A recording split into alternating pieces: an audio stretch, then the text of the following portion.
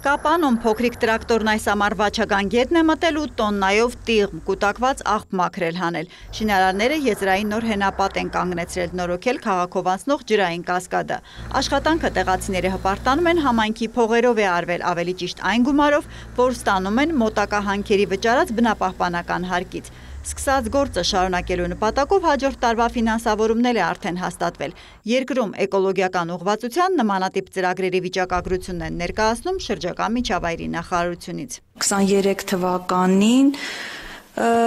ներկայացվել է 8 համայնքի է տրամադրվել բնապահպանական սուբվենցիա, որի ընդհանուր գումարը կազմել է 486 մոտ 487 միլիոն դրամ ընդհանուրը։ 24 թվականին որոշակի նվազում է նկատվել, 3 համայնք է եղել,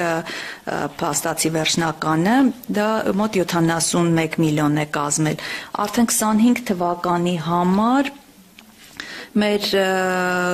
գումարը գերազանցել է 1 միլիարդ դրամը եւ ներառված է 15 համայնք 25 թվականի բյուջեի նախագծում։ Բնապահպանական սուբվենցիա, այսպես է կոչվում փաթեթը, որ ֆինանսավորում է Հայաստանում շահագործվող հանքերից ամենաշատ տուժող այսպես կոչված ազդագիր բնակավայրերում իրականացվող էկոլոգիական աշխատանքները։ Գումարը գոյանում է ընդերքից պղինձ կլինի թե մոլիբդեն բոլոր մետաղարցունը հանող զտող բիզնեսների, նաև օդը, ջուրն աղտոտող շրջակա միջավայրին տարվա կտրվածքով 2 միլիոն դրամից ավելի վնաս հասցնող տնտեսվարողների վճարած հարկերից։ Փողն ինչպես ծախսել առաջարկում է համայնքի ավականին, որոշում հաստատվում է պետբյուջեի քննարկման փուլում։ Պայմանը հստակ է, ծրագիրը պետք է ունենա բնապահպանական կամ առողջապահական ուղղվածություն, ծառատունկ լինի, մարզահրապարակի կառուցում կամ լուսավորության ցանցի անցկացում, օրինակ է բերում Լուսինե Ավետիսյանը։ Համայնքներ կան, որ աղբի համար մեքենաներ են ձեռք բերել, ջրագծեր են անցկացնում կանաչապատ տարածքների ավելացման, այսինքն բարեկարգման նպատակով, նաև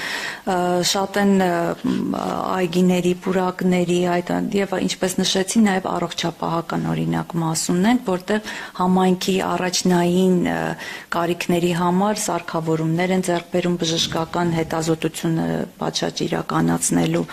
նպատակով։ Կանաչ նախարարությունից ազդագիր գյուղ քաղաքների համայնքապետերին հորդորում են ակտիվ լինել բնապահպանական ծրագրեր ուղարկել։ Եթե մասնահանվող գումարը քիչ է, կարելի է 3 տարվա փողը կուտակել, միանգամից կարևոր մի հարց լուծել։ Կարելի է նաև պետական սուբվենցիաների հետ համատեղ աշխատանք պլանավորել։ Երևանի համար հաստատվել է բնապահպանական սուբվենցիայով առաջիկա գարնանը Նուբարաշենի հարակից տարածքում անտառաշերտ կտնկվի։ Հերմինե Բաղդասարյան, լուրեր։